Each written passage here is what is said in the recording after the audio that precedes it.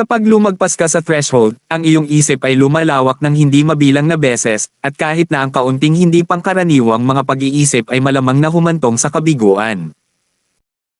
Lance, paulit-ulit mong sinasabi na ibinaba mo na ito, ngunit sa katunayan, hindi mo pa nagawa. Sabi ni Talia. Talaga? Saan ko ba hindi ibinaba? Ano ang kailangan para ipakita na ibinaba ko na? Hindi kumbinsido si Lance. Nag-alinlangan si Talia at sinabing, gusto mo ba talagang bigyan kita ng halimbawa? Sabihin mo sa akin, gusto kong makita kung saan hindi ko ito inilagay. Mabuti, Lance, naalala mo ba noong sinabi kong pakasalan mo si Harleen, Lucy? Ano ang sinabi mo sa akin noon? Sinabi mo na ayaw mong mapaligiran muli ng mga sangkawan nila, kaya sorry sa iyong mga asawa sa mortal na kaharian, at iyon ay isang napakakaraniwang halimbawa ng hindi pagwawalang bahala. Nanginginig ang katawan ni Lance. Nasa punto si Talia, iniiwasan ni Lance ang isyong ito sa bawat pagkakataon, nangako si Lance na hindi na siya makakahanap ng ibang babae kapag naabot niya ang mundo ng mga espiritu, ang kanyang puso ay nakalaan magpakailanman para sa mga mabalahibong asawa ng mortal na mundo. Ito ay isang pagkahumaling, kung talagang bibitawan ito ni Lance, hindi niya pipilitin ang sarili, ngunit hahayaan ang kanyang puso. Ang puso ni Lance ay halatang gustong makakita ng magagandang babae at mayroon pa ring damdamin, ngunit kailangan niyang pilitin ang kanyang sarili na bantayan ang mga taong iyon sa kanyang puso. Noong gabi nang si Lance at Yuna ay naging mag-asawang dawis, hindi makatulog si Lance sa kalagitnaan ng gabi, nakatayo sa harap ng bintana at nakatingin sa labas, nagsisi sa loob ng mga babae sa kanyang puso. Ang bagay na ito, alam ng lahat ni Yuna. Walang masabi si Lance. Lance, tama ba ako? Kung bibitaw ka talaga, hindi mo iisipin na hindi mo sila magawang mali, kundi gawin mo kung ano ang gusto ng puso mo. Isang beses, nakita kitang nagpakita ng paghanga sa slim na katawan ni Lucy, halatang gusto mong magkaroon ng babaeng kasing ganda ni Lucy, pero kailangan mong sabihin sa sarili mo na ayaw mo talaga. Kaya ngayon, pagdating sa kapigatian, lahat ng demonyo mo ay lumabas. Sa isang tabi, ibinaba ni Lucy ang kanyang ulo at kinagat ang kanyang mga labi, na para bang nakangiti siya, tuwang-tuwa siyang marinig itong sinabi ni Talia, at sa kanyang puso, tila sinasabi niya, Master Damon, kaya ginawa mo ito sa akin sa likod ko at nagkunwaring walang interes sa akin. Sandaling natahimik ang lahat, tumingin silang lahat kay Lance. Hindi alam ni Lance ang sasabihin, tumayo siya at naglakad palayo. Sinabi ni Talia, Lance, sa totoo lang naramdaman ko sa simula pa lang na hindi mo pa binibitawan ang mortal na kaharian, noong mga oras na iyon ay medyo nag-aalala ako na magkakaroon ka ng demonyo kapag umabot ka na sa yugto ng transmigration. Ang dahilan kung bakit paulit-ulit kong pinayuhan na pakasalan mo sina Harleen, Lucy, Rosen at ang iba pa noon ay hindi dahil sa sobrang bigay ko, sa isang banda gusto kong subukan kung binitawan mo na ang iyong puso, sa kabilang banda ako. Hindi mo rin ginustong magsisi at magdulot ng pusong demonyo. Hindi lumingon si Lance at sinabing, salamat. Sinabi ni Talia, Lance, sa tuwing gagawin mo kung ano ang nasa iyong puso, ang iyong mga demonyo ay ganap na mabubure. Alam kong ikaw ay isang mapagmahal na tao, ngunit makinig ka sa akin, kalimutan, ang nakaraan ay wala na, hawakan ang kasalukuyan at ang hinaharap. I'm thinking about it some more. Umalis si Lance at nag-iisa sa silid. Ito ay isang napakahirap na desisyon. 10 araw ang lumipas sa isang iglap. Sa kasamaang palad, pagkatapos gumugol ng 10 araw, hindi pa rin ito lubos na naiisip ni Lance. Marahil, kailangan pa ni Lance ng ilang oras para pagalingin ang kanyang puso. Pagkaraan ng 10 araw, dumating ang isang gwardya upang hanapin si Lance. Senior Damon, hiniling sa iyo ng kanyang kamahalan na mahabang emperador na maglakbay. Hindi maganda ang mood ni Lance, ano ang hinahanap mo sa akin? Si Lance ay medyo naiirita sa loob, siya mismo ay nagkakaroon ng mga demonyo, siya ay nasa mamang kalooban, ito. Si Marin ay dumating upang makialam muli, apoy, talagang gustong kurutin siya ni Lance, anuman ang uri ng ama ni Yuna. Sinabi ng gwardya na iyon, Senior Damon, ang kanyang walang hanggang kamahalan ay mukhang hindi masyadong maganda, huwag magtanong, magmadali. Ngumuso si Lance, wala pa rin ako sa mood, pwede ka nang umalis, pupunta ako kapag libre ako. Hindi kaagad pumunta si Lance, ngunit umupo at nag-practice ng kanyang 12 sword formation. Matapos tawirin ang bagyo, hindi pa nakakapag-practice si Lance sa kanyang 12 sword formation, dati nang hindi pa siya nakatawid sa thunderstorm, nagawa na ni Lance ang kanyang unang set ng sword formations, ngunit ngayong nakatawid na siya sa isang thunderstorm. Ang kanyang lakas ay tumaas ng husto. Sinubukan ito ni Lance, at sigurado, nagawa niyang magsanay sa ikalawang set ng 12 sword formation. Ang pangalawang set ay mas malakas. Dati, halos may spike ni Lance ang ikaapat na yugto ng Tribulation, ngunit ngayon, tiwala si Lance na kaya niyang i-spike ang ikalimang yugto ng Tribulation, syempre, basta ang kalaban ay walang pseudo-immortal na sandata. Kung ang kalaban ay mayroon isang pseudo-immortal na sandata, si Lance ay maaaring hindi maging katugma para sa ikalawang yugto ng kapigatian, kung tutuusin, ang 12 sword formation ni Lance ay katumbas lamang ng kapangyarihan ng isang pseudo-immortal na sandata. Matapos ni Lance ang kanyang rehearsal, mahigit 1 oras na ang lumipas. Noon lamang tumayo si Lance at nagtungo sa palasyo ni Maren. Sa loob-loob na sinabi ni Lance, Maren, sana huwag mo akong pilitin, kung hindi, hindi ako magiging magalang, hindi ito ang oras para mapunta sa mortal na mundo at pag-usapan pa rin ang tungkol sa mga pabor, sa malupit na mundo ng walang kamatayang paglilinang, wala man lang pabor, papatayin ko ang sinumang magpapalungkot sa akin, mayroon na akong demonyo, ayoko nang magdagdag pa. Hindi nagtagal, dumating si Lance sa palasyo ni Maren. Si Maren ay nakaupo sa palasyo na may itim na mukha, 1 oras na siyang naghihintay para kay Lance na dumating ng huli. Tito Maren, hinahanap mo ako. Tanong ni Maren na may itim na mukha, hiniling kita na imbitahan ka, at ngayon ka lang nandito.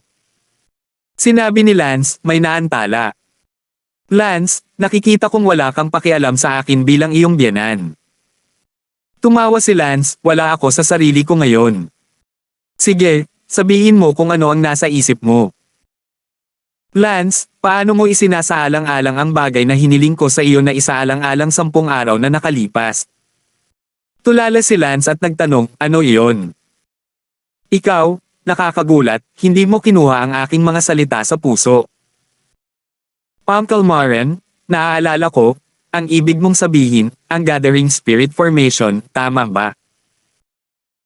Oo. Ibinigay ko sa iyo ang aking anak bilang isang doormat, at hindi ako humingi sa iyo ng 1 sentimo ng retainer, hindi ba? Hindi. Kaya, naging mapagbigay ako, hindi ba, at ngayon ay hinahayaan kitang gamitin ang iyong spirit gathering formation ng maaga, kaya ito ay itinuturing na isang retainer. Si Maren ay bastos. Ngumiti si Lance, I'm sorry, ayoko. Dahil ayaw mo, kung gayon, simula ngayon, opisyal na ninyong wawakasan niyo na ang relasyon ng mag-asawang Dao, at mangyaring umalis din sa dinastiyang Mo. Si Yuna ay magiging miyembro ng ilang malaking kapangyarihan sa Seven Seas sa hinaharap. At ang bawat isa ay walang kinalaman sa isa't isa sa hinaharap. Ngumisi si Lance, sa tingin mo, ikaw ang mahabang emperador, ikaw ang may hawak ng lahat. Ano, magre-rebelde ka ba sa akin? Kung desidido kang maghanap ng away, hindi ko pa sinubukan. Lance, maglakas loob ka. Maren, alang-alang kay Yuna, wala akong gagawin sa iyo, huwag mong sabihing hindi kita bibigyan ng pagkakataon, kung kaya mong hawakan ang kamay ko ng 10 segundo nang hindi natatalo, gawin mo para sayo. 1832. Hahaha, Lance, gagamitin mo ba ang mga scroll mo sa akin?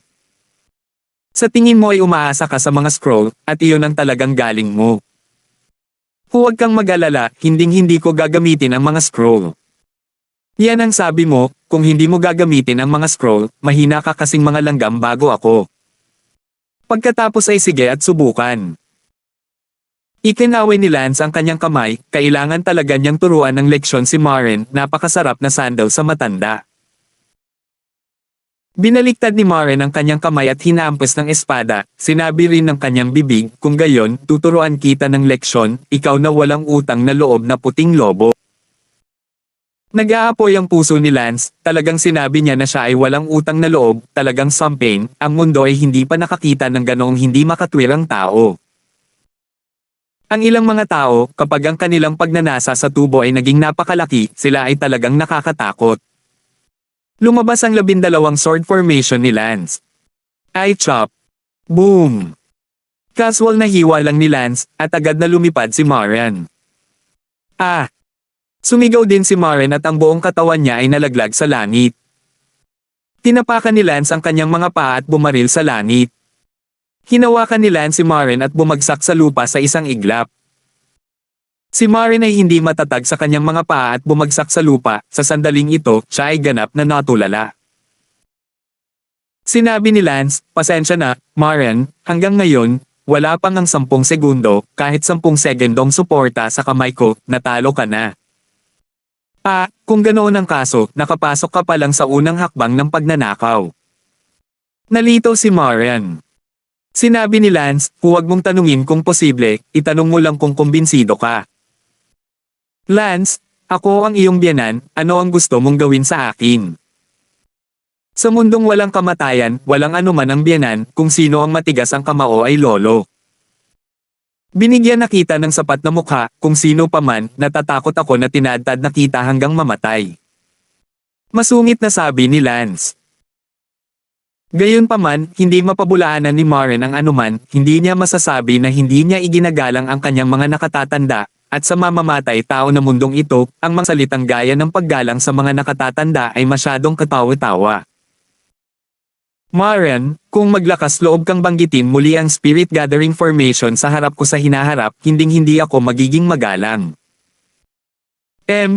Hindi ko akalain na nasobrahan ko ito, at ang aking kahilingan ay makatwiran. Hindi na napigilan ni Lance at sinampal ito, pagkatapos itong sampelan, medyo pabigla-bigla rin itong pinagsisihan ni Lance. Ikaw, how dare you hit me? Dahil nataman siya, maamin lang ni Lance, ngumuso si Lance, kung ibang tao iyon, kamatayan iyon, Marian, huwag mong hamanin ang pasensya ko. Count you cruel, I'll talk to my daughter about this. Whatever. Lumipad si Lance pabalik sa palasyo. Agad na lumapit ang lahat at nagtanong, nag-away ba kayo ni Marian? Tumango si Lance, ang kalahati ng palasyo ay gumuho mula sa pagpugot na iyon ngayon lang, malamang matagal na itong nakita, ang karaniwang tao lang ang hindi nakakakita ng anino. At ngayon, sa ibang bahagi ng palasyo, malalim ang iniisip ng reklamo ng kanta. Talagang nakipag-away si Lance kay Marian, anong klaseng signal iyon? Nag-iisip si Songblame kung oras na ba para pumila. Kasali ba ako sa team ni Lance, o kay Marian? Matapos mag-alinlangan saglit, ang Campbell ay tiyak na piniling pumanig sa koponan ni Lance, kaya agad na hinanap ng Campbell si Lance. Sa bahay ni Lance, katatapos lang ikwento ni Lance ang tungkol sa pakikipaglaban kay Marian. Sinabi ni Sina, hindi mo dapat sinampal iyon, paano mo ipapaliwanag kay Marian? Sinabi ni Lance, hindi na kailangang ipaliwanag, bumuo ako ng isang dawis na mag-asawa kasama si Yuna dahil siya si Cherry sa kanyang nakaraang buhay, hindi dahil siya ay Yuna. Kung talagang galit siya sa akin dahil dito, hahayaan ko. Pinipili niya, kung gusto niyang maging Cherry Sakura o Yuna, kung gusto niyang maging Yuna, pagkatapos ay i-dissolve ang relasyon.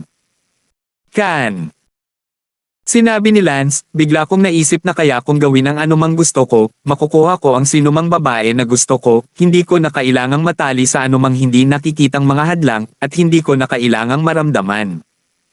Sorry sa kahit kanino. Pagkatapos sabihin iyon, tumingin kaagad si Lance kay Lucy. Master Damon, bakit ganyan ka makatingin sa akin? Nanginginig ang katawan ni Lucy.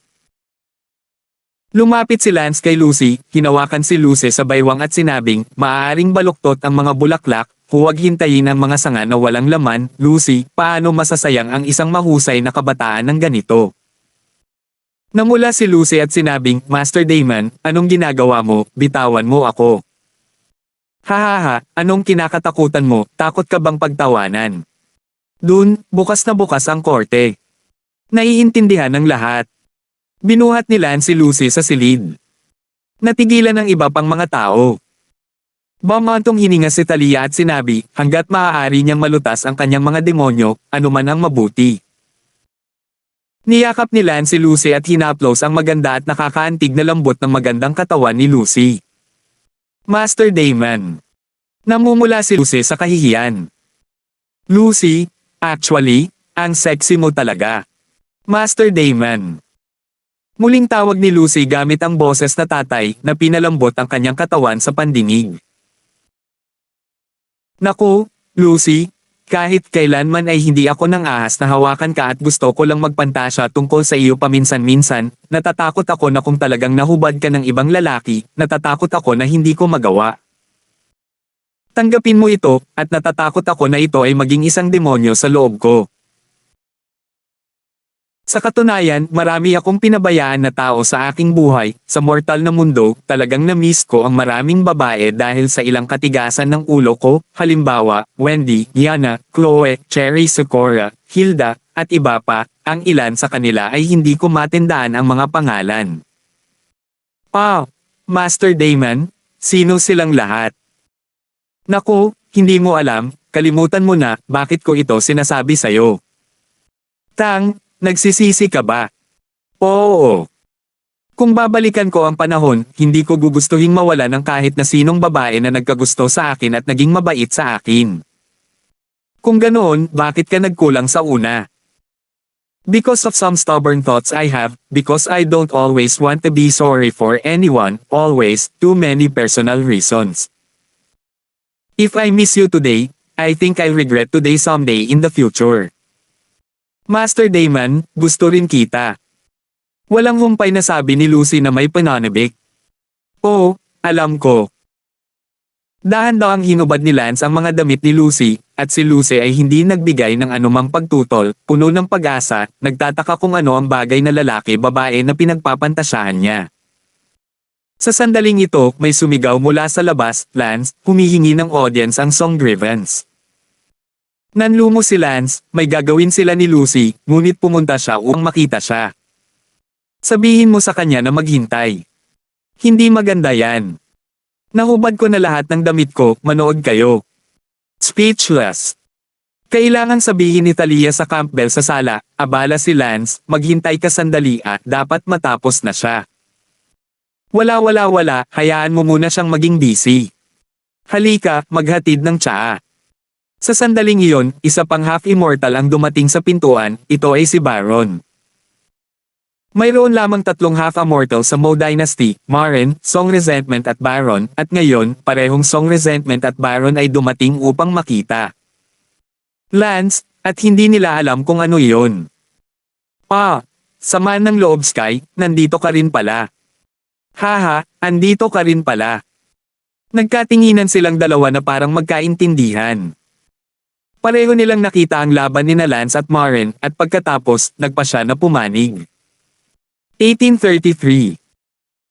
Pagkalipas ng ilang oras, lumabas ng silid si Lance, nagre-refresh sandali, pagkatapos ay pumunta sa sala kung saan naghihintay sina Campbell at Baron para kay Lance. Sorry kung pinaghintay kita. Pumasok si Lance. Si Campbell at si Baron ay tumayo sa takot at nagbigay galang, pagbati sa kanyang kamahalan ang mahabang emperador. Nagsalubong ang mga kilay ni Lance, alam niyo ba kung ano ang pinag-uusapan ninyo? Greetings to His Majesty the Long Emperor. Malinaw na muling nagbigay galang ang dalawa. Tinitigan sila ni Lance, ngunit sa kabila ng kanilang kabastusan, hindi talaga galit si Lance, kahit na walang pagnanais si Lance na maging mahabang emperador. Sige, hindi ako ang mahabang hari, kaya huwag mo nang uulitin iyon. Sinabi ng reklamo ng kanta, Brother Damon sa aming mga puso, ikaw ang bagong mahabang emperador ng dinastiyang Mo. Si Baron ay abala sa pagsasabing, ano ang dinastiyang Mo, ito ang dinastiyang Damon. Oo, ang dinastiyang Damon, si Campbell ay abala sa pagbabago ng kanyang bibig. Ngumiti si Lance, hindi ninyo ako naintindihan, wala akong ambisyon na agawin ang trono. Brother Lance, nakita naming lahat ang eksena kung saan nag-away kayo ni Maren, at kahit na hindi namin alam kung bakit kayo nag-away, nakita naming lahat na walang alitan sa pagitan mo at ni Maren gaya ng iniisip ng labas ng mundo. Oo, totoo ngang hindi kayo magkasundo, pero hindi ko rin naisip na magplano para agawin ang trono. Bakit? Bakit pa ako magiging Daemon Dynasty? Ang mga taong nakatira sa palasyo ay may apelyidong Mo, hindi Daemon. Pero in the future, dahan-dahan, dadami ka rin ng mga supling tapos ang mga supling mo ay matagal nang maninirahan sa palasyo, ang lugar kung saan pinakamalakas ang aura. Offspring, ha? Umiling si Lance, ayaw talaga ni Lance na magparami ng mga anak at apo sa spirit world, sa mortal world, nagkaroon na siya ng buong bahay ng mga anak at apo minsan, ano ang punto ng paggawa nito muli? Huwag mo na akong tawaging Chase mula ngayon, hindi na kami magkakasundo gaya ng iniisip mo, hindi ka dapat magkamali ng ideya. Oo, Brother Damon, pagkatapos ay babalik muna tayo. Kinailangang umalis ni Campbell at Baron, hindi inaasahan na nagkamali sila ng kahulugan, buti na lang at hindi nalungkot si Lance. Sa susunod na kalahating buwan, bukod sa paglilinang, si Lance ay mainit at komportable kay Lucy, at si Lucy ay nasiyahan sa pagpapakain ng ulan ni Lance. Medyo napahiya si Lucy. Master Damon, hinahanap mo ako nitong mga nakaraang araw, magagalit ba si Sister Talia at si Yona? At saka, dahil kahit na ako, paano si Harleen? At paano naman ang Lightwater, Rosen at ang iba pa? Tanong ni Lucy sa maliit na boses, kahit na gusto rin niyang matagpuan siya ni Lance sa bawat oras, medyo nahihiya siya. Sinabi ni Lance, huwag mag-alala, Harleen, Rosen, Lightwater, walang makakatakas sa kanila. Then kailan mo sila makakasama? Hahaha, bakit kailangan kong kainin lahat ng masasarap na pagkain ng sabay-sabay? Oo, nakikita ko. Hindi alam ni Lance kung matatalo ba siya sa biglaang pagpapakawala ng kanyang puso, ngunit sa ganitong paraan, mabilis siyang namumuhay ng walang mga hadlang. Senior Damon, inutusan ka ng kanyang walang hanggang kamahalan na maglakbay. Makalipas ang ilang araw, dumating ang isang gwardya upang ipaalam. Mangulong si Lance, nangangati na naman ba ang balat ni Maren, sinusubukang hikayatin si Lance na gamitin muli ang Spirit Gathering Formation. Hindi ko pa nakita si Maren mula noong huling beses ko siyang binugbog at oras na para puntahan siya. Hindi nagtagal ay dumating si Lance sa palasyo ni Maren. Nang pumasok si Lance sa palasyo, gusto siyang tawagin ni Lance na Uncle Maren, ngunit pagkatapos ng hindi kanais-nais na nangyari noong nakaraang pagkakataon, hindi na siya matawagan ni Lance. Malinaw na ayaw ni Lance na maging magalang sa kanya sa loob, kaya sinundan ni Lance ang kanyang puso at direktang sinabi at walang pakundangan, Maren, ano ang hinahanap mo sa akin? Saglit na nagulat si Maren, pagkatapos ay medyo malungkot na nagsabi, kahit na hindi mo ako tinawag na ama noon, tatawagan mo man lang akong Uncle Maren, ngunit ngayon ay mabuti na hindi mo na ako tinatawag na Uncle Maren, tawagin mo na lang akong Maren. Sinabi ni Lance, hindi mo karapat-dapat na tawagin kita ng ganyan. Kung ganoon nga, bakit dito ka pa nananatili, maaari kang umalis sa dinastiyang mo magpakailanman. Sinabi ni Lance, kung aalis ako sa dinastiyang mo, kasama mo ang paghawak sa lugar na ito. Kahit na mas malakas ka sa akin, hindi alam ng mga tagalabas na sa tingin mo ay ang lakas mo ang yumanig sa apat na sulok ng mundo. Cut the crap, ano ang gusto mo sa akin? Tanong ni Lance. I called you here, natural I have something to do. Do you remember what I told you last time, the Mictlan of Immortalism that originally submitted to us, meron silang ipinadalang sulat sa akin. Their letter said that their family is having isang pagdiriwang ng angkan sa loob ng ilang araw, at gusto nila akong imbitahan sa isang piging ng kasal. Sinabi ni Lance, kung gayon ay pumunta ka at inumin ito, gusto mo bang tulungan kita sa paghahanda ng pera ng regalo? Sa tingin mo ba ito ay talagang kasing simple ng pag-inom sa piging ng kasal? Nakakuha na ako ng isang lihim na sulat at ang patriarch na iyon ng Mictlan's Immortal Clan ay nakakultivate na sa ikalimang yugto ng Tribulation at nakaligtas na sa 5 thunderstorms. Sinubukan na nila akong ipasok sa palasyo at sa pagkakataong ito, sinadya nila akong tawagin doon tapos kinokontrol kaya hindi ako makakapunta. So, gusto mo pumunta ako? Hindi ba dapat pumunta ka? Maliban kung gusto mong mangako ng katapatan sa Mictlan Immortal Clan. Sige, aalis na ako. Ipaubaya mo sa akin ang bagay na ito. Ako, si Tang, hindi ko pa inilalagay sa mata ng isang Mictlan Immortal family lang. Sabi ni Lance at tumalikod para maglakad palayo. Tumingin si Maren sa likod ni Lance, hindi siya nasisiyahan ngunit walang magawa, dahil nabugbog siya noong nakaraan, hindi na siya naglakas loob na isipin ang formation ng pagtitipon ng espiritu ni Lance. Ngayong naisip ito ni Maren, parang ganoon din siya. Pabigla-bigla noon, at gayon din, nalaman ni Maren na hindi binisita ni Lance ang kanyang anak ng higit sa isang buwan, si Maren ay medyo natakot na si Lance na lang ang pumalit sa kanya. Gayunpaman, hindi niya maibaba ang kanyang ulo para humingi ng tawad. Kay Lance. Lumabas si Lance sa gate ng palasyo ni Maren at biglang huminto.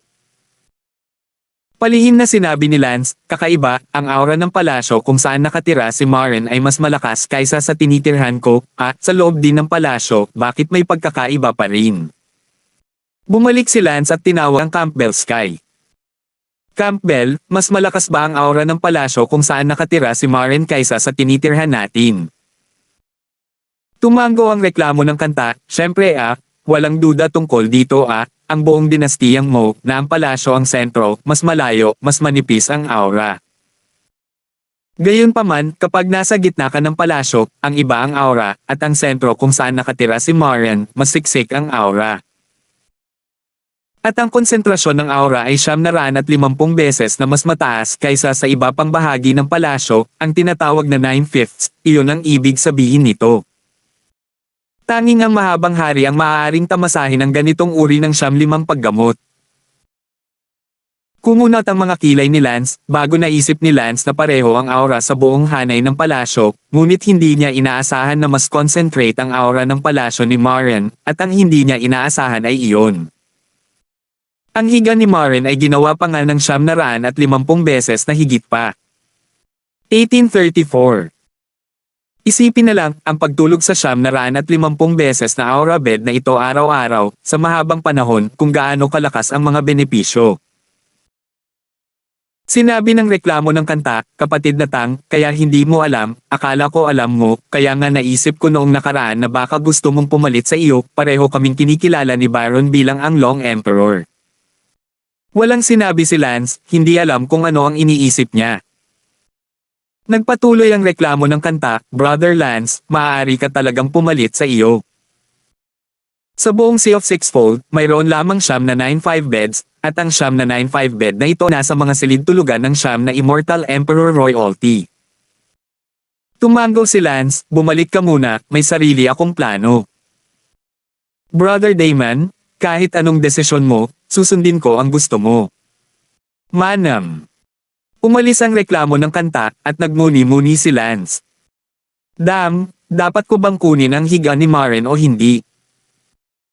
750 beses na spiritual chia, sayang talaga itong ibigay kay Maren, kung ibibigay ko ito sa akin, tiyak na mas mabilis akong maglilinang sa katagalan. Bukod dito, madalas kong pinapatulog sina Teliyay, Lucy at ang iba pa sa aking kama, para makinabang din sila rito. Pero, kung tutuusin, si Maren ang ama ni Yuna. Kinagat ni Lance ang kanyang mga ngipin, fuck it. Dahil ang kanyang puso ay gustong matuyo, kung gayon ay huwag pigilan ang kanyang puso. Hindi kaagad pinuntahan ni Lance si Maren, ngunit pumunta muna siya sa Mictlan Immortal Family. Kailangan niyang alisin muna ang Mictlan Immortal Family at walang nag-alsa bago si Lance ay mamuhay ng matiwasay sa Imperial City ni Mo. Kinabukasan, umalis si Lance para sa Immortal Clan ng Mictlan. Sa sandaling ito, sa isang tiyak na lihim na silid ng Mictlan Immortal Family, isang half-immortal powerhouse at isang dosina o higit pang mahaya na stage powerhouses ang lihim na nag-uusap tungkol sa isang bagay. Patriarch, sa tingin mo ba ay darating si Maren?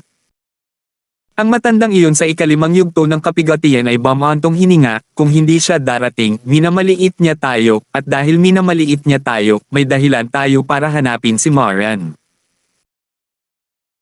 Kung darating si Maren, pagkatapos ay direktang makikipag-ayos kami sa kanya, kaming Mictlan Clan Cultivation Clan ay ayaw na durugan ng ibang clan, kaya gusto lang naming pumayag si Maren na hatiin sa kalahati ang palasyo para sa aming Mictlan na linangin, at gayon din, ang kanyang 9-5 na kama.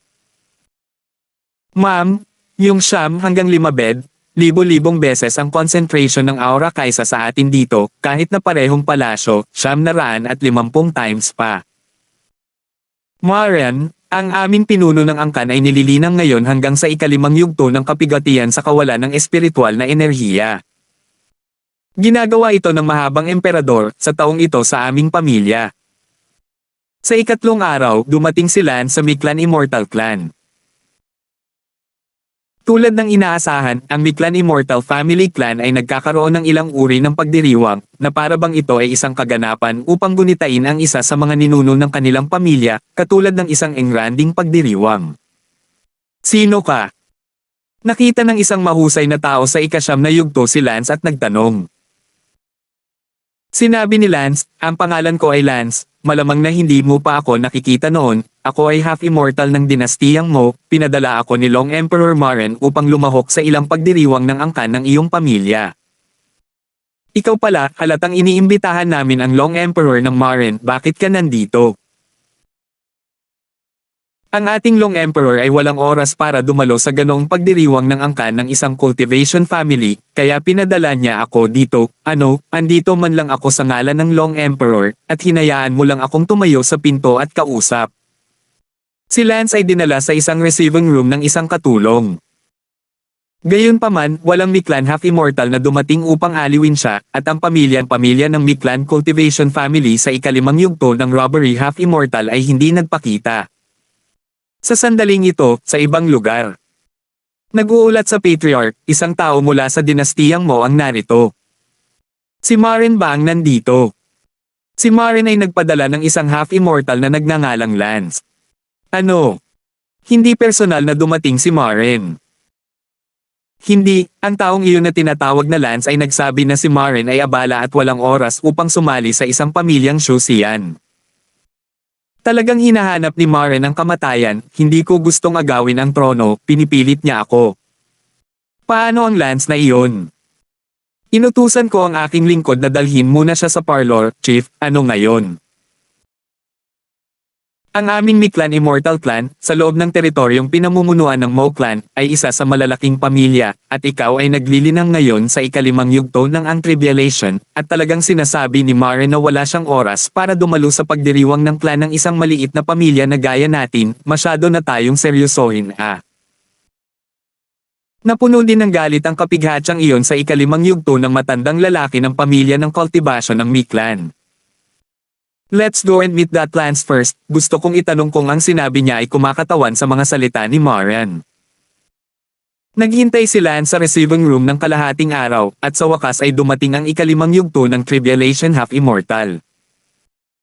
Ngumiti si Lance at sinabi, sigurado akong ang senior na ito ay ang nag-iisang at ika-5 yugto ng immortal na cultivation family ng Mictlan, ang Mifeng Patriarch. Ikaw ang manugang ni Maren. Eksakto. Narinig ko ang tungkol sa iyo, narinig ko na minsan mong iniligtas si Yuna, at ipinangako ni Maren si Yuna sa iyo. Bukod dito, nasangkot ka rin sa kasunod na pagkamatay ng Yao Clan Dynasty. Dahil alam mo na kasali rin ako, dapat mong malaman kung paano bumagsak ang dinastiyang Yao Clan. Sabi ni Lance na may singkit na mga mata. Ngumuso si Mifeng, bumagsak ang Yao Clan Dynasty dahil sa panloob na alitan ng kanilang Yao Clan, na nakikipagtulungan sa iyo sa loob at labas. Napangiti si Lance sa kanyang puso, ang tunay na dahilan ay natrap ni Lance ang mga kalahating immortal ng Yao Clan gamit ang mga scroll, hindi ang panloob na labanan ng kanilang Yao Clan. Sinabi ni Lance, wala ako sa mood na makipag-usap sa iyo tungkol sa mga walang katuturang bagay. Ang tanong ko lang sa iyo, sa pagkakataong ito, imbitahan mo ako sa pagdiriwang ng iyong angkan, ilabas ang anumang masarap at masaya. Nanlamig ang mukha ni Mifeng at sinabing, Lance, maaaring hindi mo malinaw na naiintindihan ang sitwasyon, iniimbitahan ko si Maren na pumunta sa pagdiriwang ng aming angkan. Kinatawan ko si Maren ngayon. Lance, gusto kong sagutin mo ako ng tapat ngayon, bakit hindi dumating ng personal si Maren? Mababa ba ang tingin nito sa ating Mizexian family? Sinabi ni Lance, hindi sa minamaliit mo ito, ngunit wala kang oras para tingnan ito, isa ka lang maliit, sunod Sonyerin sa Immortal Clan ng Mo Dynasty, paano mo magagawang personal na puntahan ang iyong mga superiors? Ang pagdiriwang ng iyong angkan. Sa madaling salita, ang pagdiriwang ng iyong angkan ay isang maliit na umuto sa harap ng ating Mo Clan Dynasty. Matapang ka. Sigaw ng ilang mahaya na stage immortal sa tabi niya kay Lance. Nanlamig ang tingin ni Lance, ako, si Tang Someone, ay hindi pa nagkaroon ng pagkakataon na sigawan kayong maliliit na maya, pumunta man lang ako dito sa ngalan ng Long Emperor, kayo bilang mga sakop, hindi ninyo ako naaaliw ng maayos, at kayo kahit na umarte ka na parang nasa trial ka, nagre-rebelde ka ba? Malamig na sinabi ni Mi Feng, Lance, kahit na magrebelde tayo, ano? At bilang pinuno ng imperial na pamilya, hindi siya kasing lakas ko, ang pinuno ng isang maliit na pamilya, maaari ko bang tanungin kung ano ang kakayahan ni Maren na pamunuan ang lugar na ito? 1835. Sinabi ni Lance, kung ganoon, magagawa mo ang anumang gusto mo. Patriarch, patayin mo siya, sa palagay ko ay nagagalit siya. Itinuro ng isang mahaya na stageman si Lance at sinabing, Oo, Clan Chief. Pinadala siya ni Maren. Napaka-arrogant ng tono niya, si Maren siguro ang nagpayabang sa kanya. Anyway, gusto na naming makipag-showdown, ang dahilan ng extra move na ito ay dahil lang. Natatakot kaming mag-alsa din ang ibang mga pamilya ng cultivation at magdulot sa amin ng kaguluhan. Ngumuso si Mi Feng, itong si Lance, maliit lang siyang tao, ano ang silbi ng pagpatay sa kanya, bakit hindi mo siya hayaang magbalik ng mensahe sa akin? Lance, makinig ka sa akin, bumalik ka at sabihin kay Maren iyan. Kung matapat niyang tatanggapin ang aking mga tuntunin sa negosasyon, pagkatapos ay maaari siyang magpatuloy na maging kanyang unang emperador. Ang aking kondisyon ay ang palasyo ng dinastiyang Mo ay nahahati sa kalahati upang magamit bilang isang cultivation cave para sa mga miyembro ng aming immortal na pamilya ng Mi. Pangalawa, ang Maureen's 9-5 bed is gave up to me and he moves to the other corners of the palasyo. This way, I can let him continue to be the Long King in plain sight, otherwise, don't blame me for being rude. Alright, pwede ka nang lumabas. Tumawa ng malakas si Lance. Itong si Mi Feng, ang ilan sa kanyang mga ideya ay katulad ng kay Lance, at naisipan ni Lance na matulog sa Nineveh bed na iyon. Sinabi ni Lance, Mi Feng, huwag kang magdelusyon, imposibleng pumayag ang Long Emperor sa iyong mga kondisyon. Kung hindi ka pumayag, hahayaan kong mawala ang Moji niya. Sinabi ni Lance, sa kasamaang palad, ang unang mamamatay ay ang iyong Mi Clan. Naghahanap ka ng kamatayan. Sinampal at pinatay ni Mi Feng Ton. Nakahanda na si Lance. Dumating si Lance sa pagkakataong ito na may layuning alamin ang mga intensyon ng Mi Clan, kung talagang gusto nilang agawin ang trono, papatayin ni Lance ang kalahating immortal ng kanilang pamilya. Si Lance ay sumugod sa kalangitan. Boom! Bumagsak ang bubong. Hindi sineseryoso ni Mi Feng si Lance, at sa unang yugto ng kapigatian ni Lance, maaari niya itong saksakin hanggang mamatay gamit ang isang daliri. Kaya, talagang sinundot ni Mi Feng si Lance gamit ang isang daliri, at kung hindi niya ito inaasahan, sisubog ni Lance ang kanyang katawan gamit ang isang daliri sa isang kisap mata. Malinaw na naramdaman ni Lance ang kapangyarihan ng daliri ni Mi Feng ng higit sa anupaman, at naramdaman ni Lance na nagdadala ito ng tiyak na kamatayan. Kung tutusin, si Lance ay nasa unang yugto ng tribulation, at may natural na kahinaan sa kanyang realm, bago maka-counterattack si Lance, anumang galaw ni Mi Feng ay makakapatay sa kanya. Hindi nagatubili si Lance, ang kanyang 12 sword formation ay gumagalaw na sa kanyang isip, at sa sandaling lumitaw ang kanyang 12 sinaunang lumilipad na espada sa itaas niya, ang momentum ni Lance ay nagbago ng malaki. Siyempre, ang momentum ni Lance ay hindi nagmula mismo, ngunit mula sa 12 lumilipad na espada. Naramdaman ng malakas na momentum ng 12 lumilipad na espada na iyon, nagulat si Mi Feng, ngunit hindi niya napigilan ang kanyang mga pag-atake at tinusok ang isang daliri kay Lance. Ikalawang set ng 12 sword formations, isang slash ng slanting sun. Sa pagitan ng 12 lumilipad na espada ni Lance bigla, nagtulungan sila sa isa't isa na bumubuo ng isang maliit na magnetic field of formation. Isang kislap ng liwanag at isang kislap ng liwanag. Shi! Ang daliri ni Mi Feng ay nilaslas ng espada ni Lance na parang pahilig na araw. Ah! Si Mi Feng, na nag-aakalang mapapatay niya si Lance sa isang sundot ng daliri, ay natulala sa sandaling ito. Dalawang laslas ng pahilig na araw. Sa sandaling si Mi Feng ay natulala, si Lance ay naglaslas gamit ang isa pang espada na nakakuryente.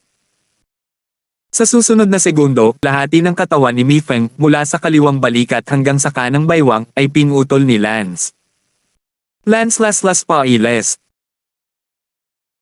Gustong tumakas ni Mi Feng Ton, bagamat naputol ang kanyang katawan sa kalahati, hindi patay ang kanyang ulo, hindi nito sasaktan ang kanyang sanggol, kahit na hindi maisip ni Mi Feng Ton kung bakit napakalakas ng espada ni Lance, hindi siya sa mood na mag-isip tungkol dito, mahalagang iligtas ang kanyang buhay. Dahil naabot na niya ang yugto ng transmigrasyon, hindi niya gugustuhin na masira ang kanyang laman na katawan, bagaman maaari niyang alisin ang kanyang laman na katawan, hindi ito orihinal at dati.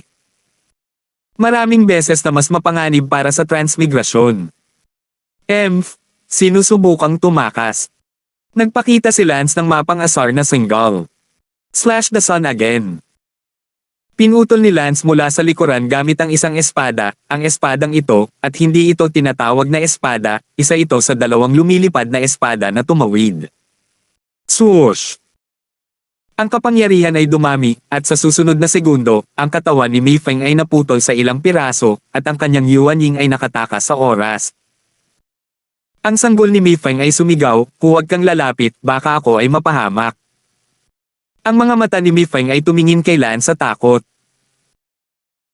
Sa sandaling ito, ang lahat ng immortal clan ng Mi Clan sa lupa ay natulala, ang kanilang ipinagmamalaki na patriarch, isang kalahating immortal na umabot sa ikalimang yugto ng tribulation, ay binugbog ni Lance sa 2 o 3 galaw hanggang sa punto kung saan ang kanyang nawasak ang laman at kailangan niyang sirain ang kanyang sanggol upang magbanta. Ngumisi si Lance, "Pumutok ka, sumabog ka para makita ko. Huwag mo akong pilitin, sisubog talaga ako." Sigaw ng sanggol ni Mi Feng. Dahil umabot na ito sa tribulation stage, ang Yuan Yin ni Mi Feng ay hindi na mukhang isang sanggol, ngunit isang ilusyon na anino na may gininto ang glow at ang hitsura ng isang bata na mga 6 o 7 taong gulang. Sa una, ang sanggol ay mukhang isang sanggol, at habang siya ay lumalakas, ang sanggol ay lumaki, at pagkatapos na maabot ang yugto ng kapigatian, ang sanggol ay umabot sa hitsura ng isang 6 o 7 taong gulang na bata. Gumalaw ang isip ni Lance, at muling umikot ang 12 lumilipad na espada sa itaas ng kanyang ulo. "Huwag, huwag!" Sigaw ni Mi Feng. Ngumuso si Lance, "Kung gusto mong sumabog, huwag masyadong magsalita, kung hindi ka maglakas loob na sumabog, sabihin mo lang, huwag mo akong takutin ng hindi mo pinangarap na gawin." Pounce! Lumuhad ang sanggol ni Mi Feng at umiyak, "Lance, Senior Damon, Lolo Damon, pakiusap iligtas mo ako," humihikbi. Natigilan si Lance, "Hindi ba't sumigaw ka lang para sirain ang sarili?" "Oo, Lolo Damon, hindi ako ng ahas na sumabog, hindi ako ng ahas na sumabog." "Sayang, ngayon sinisigawan mo pa si Lolo, nasaan ang yabang kanina, hindi mo ba gustong agawin ang trono at matulog sa higa ng 9-5, karapat-dapat ka na sa wimp na ito." "Oo, Lolo Damon, hindi ako karapat-dapat, hindi ako karapat-dapat, hindi ako dapat naging mas sa Long Emperor, pasensya na sa mga ninuno ng Mo Dynasty sa paglinang ng aking pamilya, pasensya na." Sa Long Emperor, wow! Mukhang natauhan si Mi Feng at sinampal ang sarili. Inalis ni Lance ang 12 sword formation at sinabing, "Mamatay ka man o hindi ay walang kinalaman sa akin, sa pagkakataong ito, para sa kapakanan ng iyong magandang ugali sa pag-amin sa iyong mga pagkakamali, liligtasan kita." Salamat, salamat Lolo Damon sa pagligtas sa aking buhay." Walang pakialam si Mi Feng sa mga titig ng napakaraming angkan sa lupa, pagkatapos ng lahat kung ikukumpara sa buhay, ang lahat ay ulap lamang. Sinabi ni Lance, "Gabi na ngayon, bukas, sumama ka sa akin sa Imperial City ng Mo at personal na gumawa ng mga pagbabago sa Long Emperor, kung hindi ka pinapatawad ng Long Emperor, ikaw ay mag-isa." "Oo, Lolo Damon, Sana ay tulungan ako ni Lolo Damon na magpahayag ng mas magagandang salita sa harap ng kanyang kamahalan. Sigaw ni Mi Feng. Pwede mo namang alagaan ang sarili mo kung hindi ka maganda magsalita. Sige, ang tagal ko na dito, hindi pa nga ako nakakasubo ng tsae, bakit hindi mo ako bilasan at utusan mo akong bumaba? And treat me well tonight. Utos ni Lance. Oo. 1836. Noong gabing iyon, itinuring si Lance bilang ang pinakamahalagang panauhin ng walang kamatayang pamilya ng Mi. Hindi lamang mga bundok ng masasarap na pagkain ang inihanda, kundi 10 magagandang babae ang inihanda. Sa isang malaking bulwagan, daan-daang mga delicacy ang inihain, at ang lahat ng pinakamalakas na tao ng walang kamatayang kultibasyon ng pamilya ng Mi clan, sa itaas ng yugto ng Mahayana, ay nagpalitan ng pag-ihaw. Si Lance ay malayang uminom. Sa sandaling iyon, pumalakpak ang mga kamay ng isang lalaki sa ika-9 na yugto ng Mahayana, pagkatapos ay pumasok sa pasukan ng 10 babae na natatakpan ng mapusyaw na belo. Sinabi ng lalaking iyon, Senior Damon, isang maliit na kilos, hindi isang tanda ng paggalang, sana ay ngumiti ka. Alam na tanong ni Lance, para saan? Oh, Senior Damon, ikaw ay mayaman at malakas, kaya sigurado akong madali mo silang makukuha. Isang mabuting pamilya, sana ay hindi mag-isip si Senior Damon. Babae. Ayoko. Pagtanggi ni Lance. Fellow Dawist Damon, ang lahat ng ito ay talagang mahusay, inihanda namin ang mga ito para sa iyo ng buong pag-iingat, kaya't huwag sayangin ang aming maingat na pagsisikap. Sabi din ni Mi Feng. Sabi ni Lance, tinitingnan mo ba ako na parang kulang ako sa mga babae? Senior Damon, kung talagang ayaw mo sa maingat na napiling mabubuting pamilyang ito, hindi ba sayang ang pera? Sabi ng lalaki sa ika-9 na yugto ng Mahayana. Bakit magiging mura? Senior Damon, dahil ang 10 mabubuting pamilya na ito ay natagpuan na, kung ayaw mo sa kanila, kukunin sila ng iba pang pamilya ko, ikaw at ako, sa ilang minuto. Nakaramdam ng kaunting awa si Lance, orihinal na inihanda para kay Lance, hindi sila gusto ni Lance, ang ilan sa pinakamalakas na miyembro ng cultivation family ng Mi, tiyak na kinuha nila sila, mura para sa wala. Sinabi ni Mi Feng sa 10 mabubuting pamilya, maghintay muna kayo sa guest room ni Senior Damon, gusto man niya o hindi, dapat kayong lahat ay manatili sa tabi niya ngayong gabi, walang sino man ang pinapayagang kumuha sa inyo. Oo, Patriarch. Lumabas sa main hall ang 10 mabubuting pamilyang iyon. Sinabi ni Mi Feng, Kamang Dawist Damon, hiniling ko sa kanila na maghintay sa iyong silid, upang kahit na hindi mo gamitin ang mga ito, hindi mo mumurahin ang iba pang malalakas na miyembro ng aking pamilya ng walang bayad. Tara, ano ba ang silbi ng pagiging magalang, talaga? Sabi ni Lance pagkatapos humigop ng alak. Oh, it should be. It's getting late, kaya hindi ka na namin aabalahin na magpahinga. Comendat si Mi Feng, at umatras ang 12 o higit pang mga entablado ng Mahayana sa eksena. Pumunta sila sa katabing guest room. Ang 10 mabubuting pamilya na natatakpan ng mga magaan na belo ay nakatayo sa isang hilera sa silid ni Lance, at bagaman hindi pa nila alam ang kanilang mga mukha, ang kanilang mga figure ay nahayag na, at silang lahat ay magaganda at magaganda.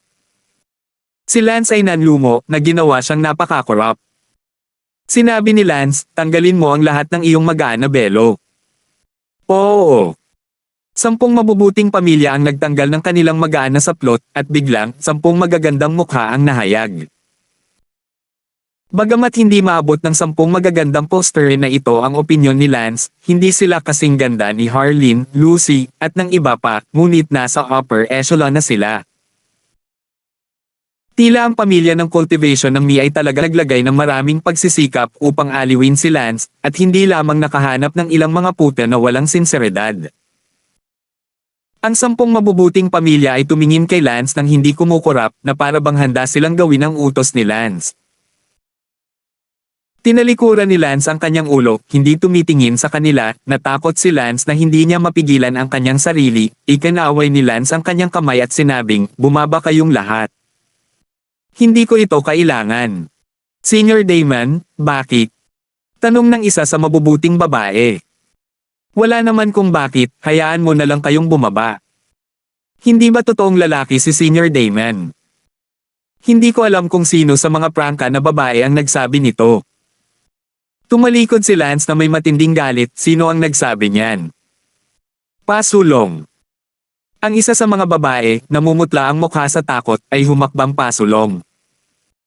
Ngumuso si Lance, sinasabi mo na hindi ako tunay na lalaki. Pinatawad na ang buhay ni Senior Damon, nagsasalita lang ako sa bibig ko. Lumuhad ang babae. Sinabi ni Lance, ano ang iyong pangalan? Huyan Lee. Ang Huyan Lee na ito, mga 17 o 18 taong gulang, ay isa ring immortal, ngunit sa napakababang kaharian, sa yugto lamang ng Heartshine. Bumangon ka, huwag maghinala sa isang lalaki sa hinaharap. Salamat Senior Damon, ngayon ko lang narinig na may pagnanasa ang mga lalaki, wala akong ibang ibig sabihin. Pwede na kayong bumaba. Ikinaway ni Lance ang kanyang kamay, sa katunayan, medyo natutokso pa rin si Lance sa loob, kung tutuusin, kapag ang 10 superior beauties, na nakapila sa mga sexy na damit, ay niwan sa iyong pinili, ang mga normal na lalaki ay mag-react ng konti. Gayunpaman, ang 10 dilag ay hindi umalis, ngunit lumuhod. Anong ginagawa mo? Pray for Senior Damon's approval, we were chosen to serve you here, not for free. The Miss Immortal family said that if I serve you well, they will give us rich immortal resources, and if you kick us out, then we are loose. Ang mga mapagkukunang iyon. Lahat tayo ay mula sa pinakamababang baitang ng walang kamatayang mga pamilya ng paglilina, at kailangan natin ang mga mapagkukunang ito. Kaya, kailangan nyo akong pilitin. Sampain si Lance, Fuck, parang hindi ko kayang maglaro.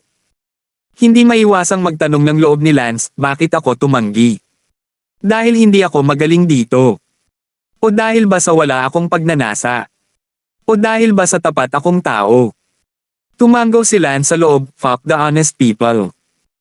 Biglang naging bukas ang isipan ni Lance, at sabay wave ng kanyang kamay, sumigaw siya, kayong lahat, halika rito.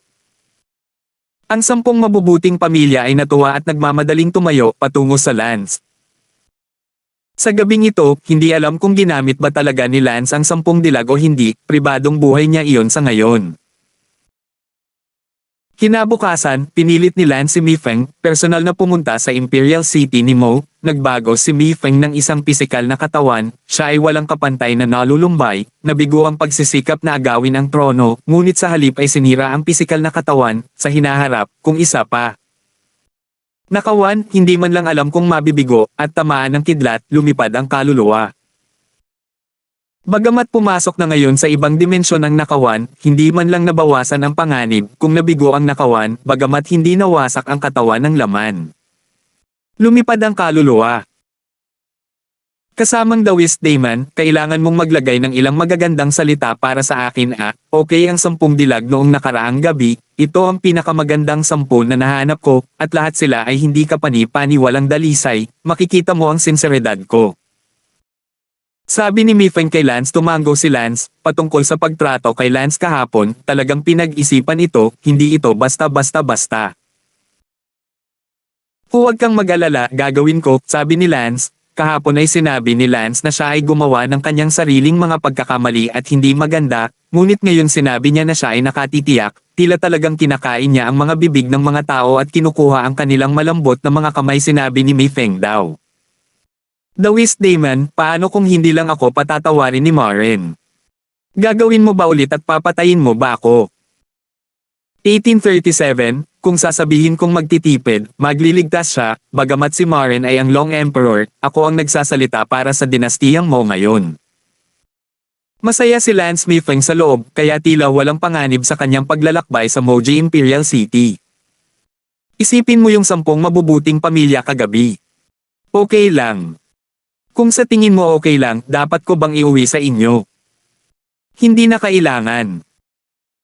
Oh, Senior Damon, then I'll help you stay in my pamilya, at kung sakaling maisip mo sila muli sa hinaharap, magpadala ng isang tao upang sabihin sa akin at ipapadala ko sila kaagad dito. Nakakailang kalabisan, sabi ni Lance sa kanyang puso, ang hinaharap ay pinaglaruan na ng maraming tao. From their family. Fellow Taoist Lance, those 10 good families are all national beauties, kung hindi ko sila itatago para sa iyo, baka dalhin sila sa kwarto mamayang gabi ng iba kong pamilya hinihintay lang nila. Gamitin mo ang mga ito at hayaan silang matikman. Lance ay hindi nakaimik, ngunit si Lance ay nakaramdam din ng sandali ng kalungkutan para sa mga kababaihan sa panahong ito. Ang ilan sa mga may mahinang poster ay maayos, kung ang mga may magandang tindig, walang sinasabi kung ilang lalaki ang magmamay-ari sa kanila. Ang 10 dilag mula sa mabuting pamilya kagabi, hindi rin alam ni Lance kung ano ang kanilang magiging kapalaran pagkaraan ng isang araw. Pabalik sa Imperial City ni Mo, dinala ni Lance si Mi Feng sa kanya. Palasyo ni Maren. Pagpupugay sa kanyang kamahalan ng mahabang emperador. Ang puso ni Mi Feng ay tila hindi nasisiyahan habang nakayuko siya pagkatapos makita si Maren. Yo, ikaw. Mifune. Nagulat si Maren nang binago ni Mi Feng ang kanyang flesh body at ang kanyang hitsura ay natural na nag-iba. Eksakto ang aking lingkod. Tumingin si Maren kay Lance at sinabi sa kanyang puso, talagang makapangyarihan si Lance. Ilang araw lang siyang nawala at binawi si Mi Feng. Bukod pa rito, ang laman ng katawan ni Mi Feng ay nawasak, ang taong sumisira sa kanyang laman. Ang katawan ay tiyak na si Lance. Sa pag-iisip nito, nagkaroon din si Maren ng bahagyang takot kay Lance. Naaalalang nataman pa niya ang spirit gathering formation ni Lance noon, at ngayon ay hindi niya maiwasang matakot ng kaunti. Ngumuso si Maren kay Mi Feng, Mi Feng, narinig ko na gusto mong magrebelde. Walang ganoon, kung hindi ka naniniwala sa akin, tanungin mo si Taoist Daemon. Ayaw talagang marinig ni Maren at sinabi kay Lance, Lance, isang sakuna ang panatilihin ang mga ganoong tao, patayin sila. Hindi nagsalita si Lance. Lance, patayin mo siya. Utos ni Maren, at tumaas ng ilang puntos ang boses niya. Noon lang sinabi ni Lance, bagaman totoo na gustong magrebelde ni Mi Feng, totoo rin na mas malakas siya kaysa sa iyo, at natural lang sa kanya na gustong magrebelde. Ngayon na mayroon siyang magandang ugali na umamin sa kanyang mga pagkakamali, balak ko siyang bitawan. Hinawakan ni Maren ang apoy sa kanyang puso at sinabing, Lance, ang mahabang emperador ay ako. Ang huling mga salita ni Lance, na sinadya niyang palayain si Mi Feng, ay halos bumagyo si Maren, na parang si Lance ay ang amo. Ngayon si Lance kay Maren ay lalong hindi kasiya siyang tingnan, umamin sa sarili pagkatapos ng nakaraang insidente, kung paanong hindi na maaayos ang relasyon. Bukod pa, handa na rin si Lance na tanggalin ang kanyang 9-5 bed, sadyang hindi magalang. Sinabi ni Lance, bagaman ang pinakamahabang emperador ng dinastiyang mo ay ikaw, ang aking salita ang mahalaga. Lance, baka gusto mo ring magrebelde. Galit na galit si Maren. Naku, ayoko magrebelde, sayo pa rin ang Mo Dynasty, pero gusto ko ring magkondisyon. Narinig ko na ang 9-5 bed mo ay 750 times ang aura ng ibang lugar. Nanginig ang katawan ni Maren, hindi niya inaasahan na tatama din si Lance sa kanyang 7 hanggang 5 bedsit. Lance, huwag kalimutan ang iyong pagkakakilanlan, maglakas loob kang tumama sa aking 9-5 na kama. Sigaw ni Maren, na umuungal sa kanyang mukha at leeg. Sinabi ni Lance kay Mi Feng, maaari ka nang umalis. Yes, His Majesty the Long Emperor. Yumuko si Mi Feng kay Lance at pagkatapos ay mabilis na naglakad palayo. Halos hindi mamatay sa galit si Lance, tila sinadyang tinutusok ni Mi Feng ang apoy sa pamamagitan ng galit kay Maren at tinawag pa si Lance Harold sa harap ni Maren. Si Maren ay talagang nanginginig sa galit. Sinabi ni Lance, huwag makinig sa kanyang kalokohan, ayaw kong maging isang mahabang emperador. Kung ayaw mong maging isang mahabang emperador, bakit mo gustong kunin ang aking 9-5 na kama? Tanong ni Maren habang nakapikit ang mga ngipin. Tumawa si Lance, ang 9-5 na kama ay puno ng aura at malaki ang pakinabang sa aking paglilinang, kaya bakit hindi ko ito gusto? Malamang na hindi ito kukunin sa iyo, ngunit binaygo mo ako, kaya huwag mo rin akong sisihin. Dahil naglakas loob kang sakta ng aking spirit gathering formation, kung gayon bakit hindi ako tumama sa iyong 9-5 na kama? Maren, Hindi sobra-sobra ang hiling ko. Lumipat ka sa iyong lugar, ito na ang magiging kwarto ko mula ngayon, ikaw pa rin ang mahabang hari, hindi ako lalaban sa iyo, kasabay nito, susubukan ko ring panatilihin ang panuntunan ng dinastiyang mo. Sige, malinaw na ang sinabi ko, dapat kang umalis ngayon. Malamig na sinabi ni Maren, Lance, maghintay ka, sasabihin ko ito sa aking anak. Oh! Tumawa ng mahina si Lance. Walang magawa si Maren at galit na naglakad palayo. Naglakad si Lance sa likod na bulwagan at nakita ang 9/5 na kama, humiga si Lance dito, at sigurado, ang aura ng kama na ito ay halos 1,000 beses na mas makapal kaysa sa labas ng mundo. Hindi katakataka na ang 9 Immortal Dynasties ay nagawang mamuno sa loob ng mahigit 100,000 taon na may ganitong siksik na kama, paano makikipagkompetensya sa kanila ang ibang mga immortal. Sa gayon ay nilinang ni Lance ang 3 buwan sa kama ng 9/5. Sa loob ng 3 buwang ito, hindi umalis ng kalahating hakbang si Lance. Pagkaraan ng 3 buwan, tila naabot na ni Lance ang threshold ng ikalawang yugto ng kapigatian. Haha, ikalawang yugto ng kapigatian, parang hindi na ako magtatagal para makalusot doon. Tuwang-tuwa si Lance, araw-araw ay nalilinang niya ang kanyang aura ng 950 beses. Sa bilis ng pagsipsip ng aura ni Lance, ito ay magiging kakaiba kung hindi siya nakalusot. Lumabas si Lance sa palasyo, sa 3 buwang ito, walang pumasok, maliban sa ilang katulong sa palasyo na naglinis at iba pa. Bumalik si Lance sa tahanan na kanyang pinasukan. Lance, bumalik ka na. Ngumiti si Thalia, 3 buwan na ang nakalipas, at alam na ng lahat na kinuha ni Lance ang higa ng 9/5. Thalia, lahat kayo ay sumama sa akin ngayong gabi, hindi ko inagaw ang 9/5 na kama para sa aking sarili, ginawa ko ito para sa inyong lahat. Sabi ni Lance. Pero isang bed space lang, kaya ba nitong mag-accommodate ng napakaraming tao? Umupo lahat sa kama, konting pisil siguradong accommodating. Oh, 95 beds? 950 times talaga ang aura ng ibang lugar. Tumango si Lance, masasabi ko sa iyo ng sigurado, oo. Wow, kung ganoon ang kaso, hindi ba't napakalaking bentahe ng maging mahabang hari?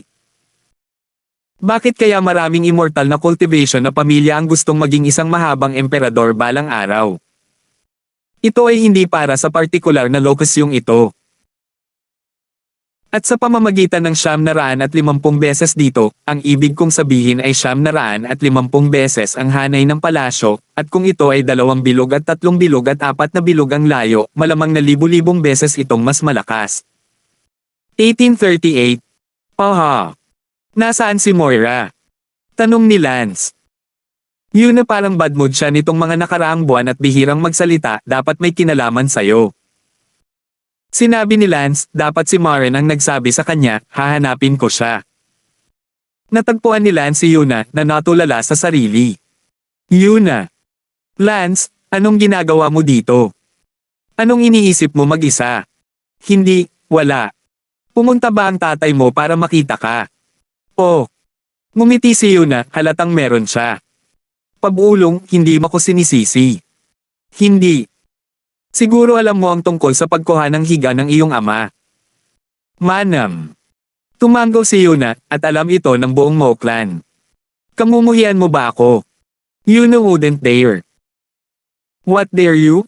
Actually, kung tapat ang tatay mo, hindi ko siya sinaktan, na hinayaan ng tatay mo na tamaan ang spirit gathering formation ko noon dahil kaya niyang tamaan ang spirit gathering formation ko, hindi ko masyadong tamaan ang kanyang formation. 9/5 bed, tama ba?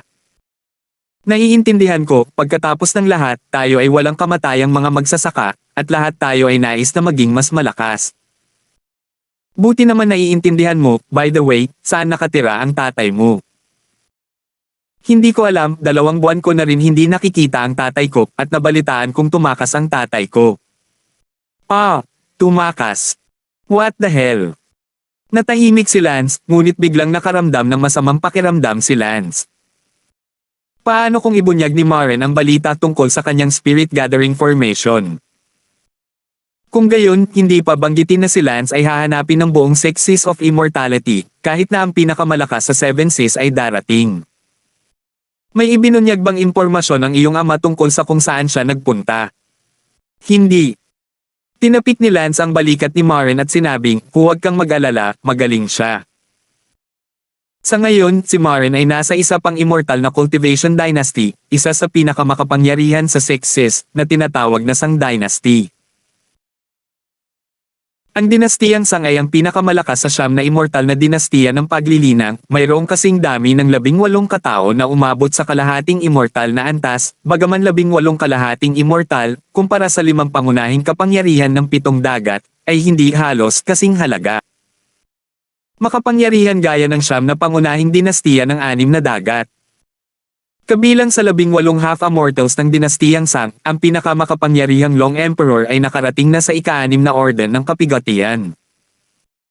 Mayroon din kasing dami ng 4 na umabot sa ika-5 yugto ng kapigatian. Sa makatuwid, ang dinastiyang Sang ay talagang malakas. Habang mas iniisip ito ni Maren pagkatapos alisin ni Lance ang 9/5 bed, lalo siyang nagalit kaya dumiretso siya sa pinakamalakas na Imperial Dynasty. Alam ni Maren ang background ni Lance, alam na si Lance ay mayroong maraming scroll, table task, at maging ang maalamat na spirit gathering formation, kaya kinagat ni Maren ang bala at pumunta sa Sang Dynasty, gusto niyang makipag-deal sa Sang Dynasty. Matagal na naghintay si Maren, at sa wakas ay dumating ang isang matandang lalaki sa ika-5 yugto ng Tribulation upang makita siya. Ikaw si Maren ng Mo Clan Dynasty. Bumalik kay Senior Sang Jing, ako ito. Maren, ang ating Sang Dynasty, at ang iyong Mo Dynasty ay magkalayo, ang paglalakbay ay aabot ng 7 o 8 araw, bakit ka pumunta sa amin? At saka, nagbanta ka pa na hahanapin ang ating unang emperador, masyado kang hindi ka wili-wili, kung hindi dahil ikaw din ang unang emperador ng isang dinastiya, naging bastos ako sa iyo, sige, ano ang gusto mong hanapin ng ating unang emperador? Senior Sang Jing, ang bagay na ito ay hindi maliit, kailangan kong makita ang iyong Long Emperor bago ako makapagsalita ng anuman. Kami, ang Golden Long Emperor, ay walang oras para sa iyo, kung wala kang sasabihin, umalis ka agad dito. Senior Brother Jing. Naniniwala ka sa akin, ang balitang dala ko ay talagang karapat-dapat na lumabas si Senior Holden. Dahil paulit-ulit mo na itong ipinipilit, tutulungan kitang ipasa ito, at kung mauwi sa pagiging walang kwentang bagay, kung gayon, huwag mo akong sisihin sa pagiging masungit. Mabuti. Ang ika-5 yugto ng kapigatian na tinatawag na Sang Jing ay agad na nagpunta upang imbitahan ang kanilang pinakamatandang emperador, si Holden. Nanlamig ang mga mata ni Maren, at sa loob-loob na sinabi, Lance, ninakaw mo ang aking higan, karapat-dapat kang mamatay, kung sasabihin ko kay Holden at sa iba pa ang iyong sekreto, makikita ko kung paano ka mamatay.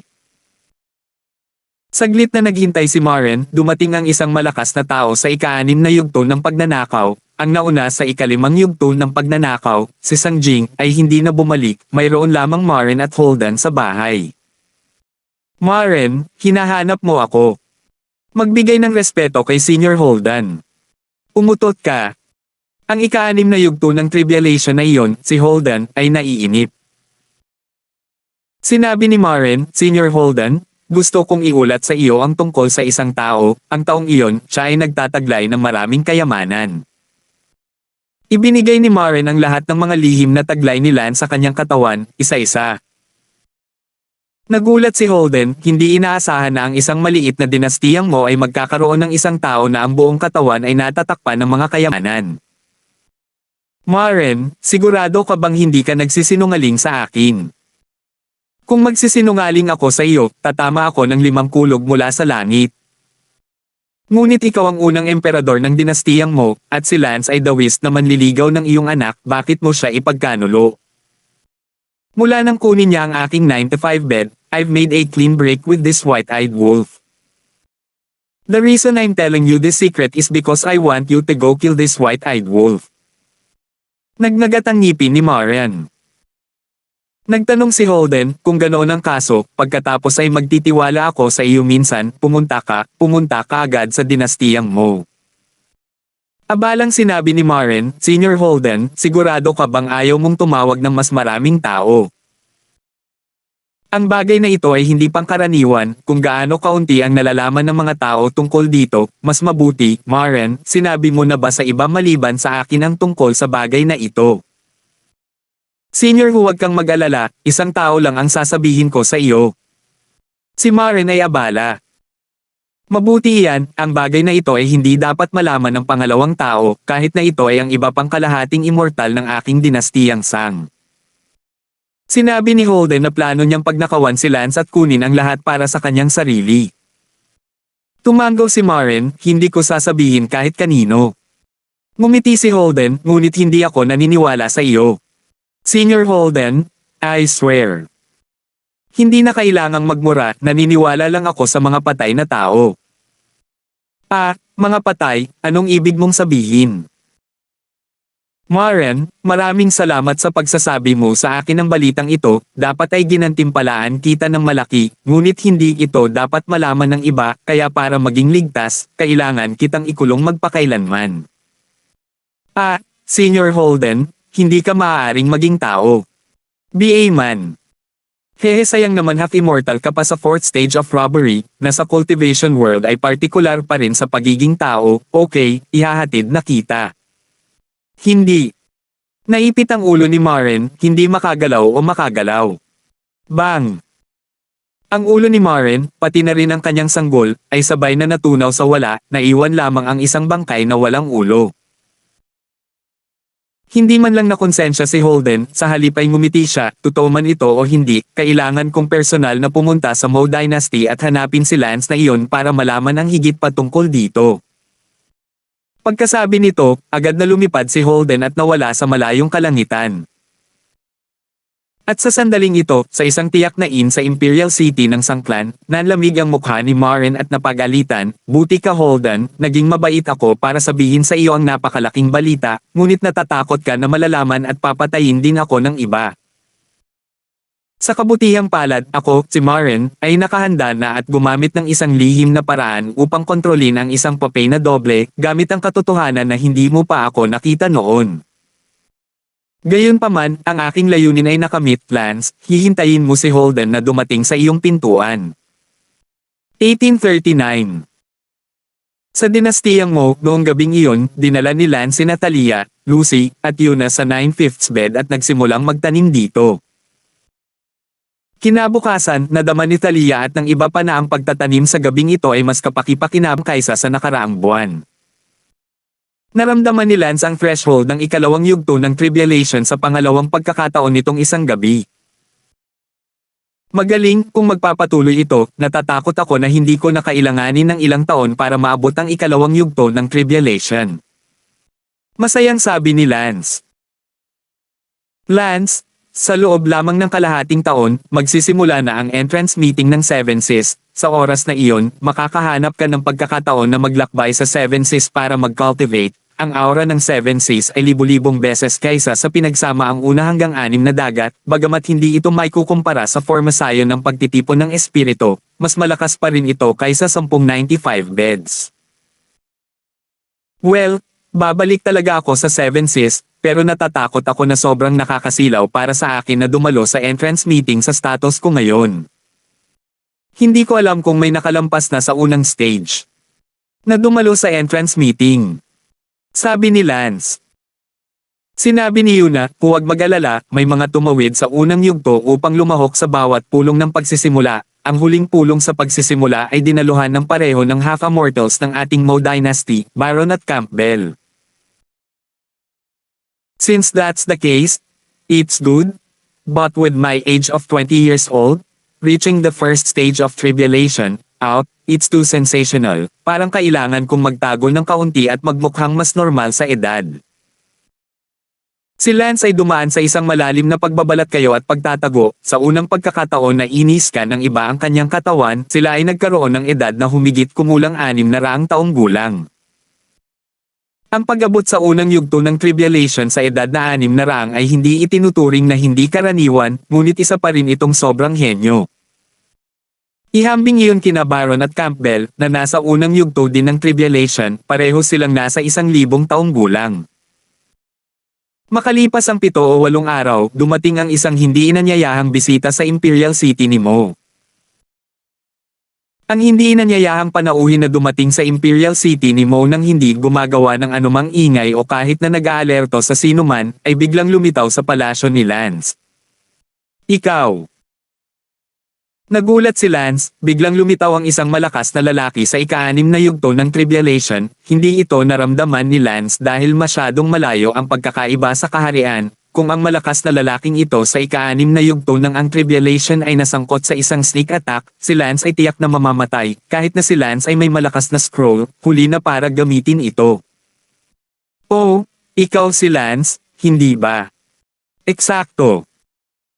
Mas mabuting maging handa si Lance sa counter-attack anumang oras, kailangan lang ni Lance ng isang pag-iisip para ilabas ang isang Heavenly Scroll at bitag ang matandang ito sa ika-6 na yugto ng Tribulation. Lance, narinig ko na ang buong katawan mo ay puno ng kayamanan. Nagsalubong ang mga kilay ni Lance habang ngumuso, overthinking si Senior, paanong puno ng kayamanan ang buong katawan ko. Lance, huwag kang makipagtalo sa akin, kung gumawa ka ng isang bagay mula sa wala, iyong biyenan na si Maren ay hindi sana pumunta sa aking lugar at sinabi sa akin ang iyong sikreto. Ah! Nanginginig ang katawan ni Lance, hindi inaasahan na si Maren iyon. Nakita ni Holden ang reaksyon ni Lance na napakalakas, masaya siya sa loob, talagang hindi nagsinungaling si Maren sa kanya.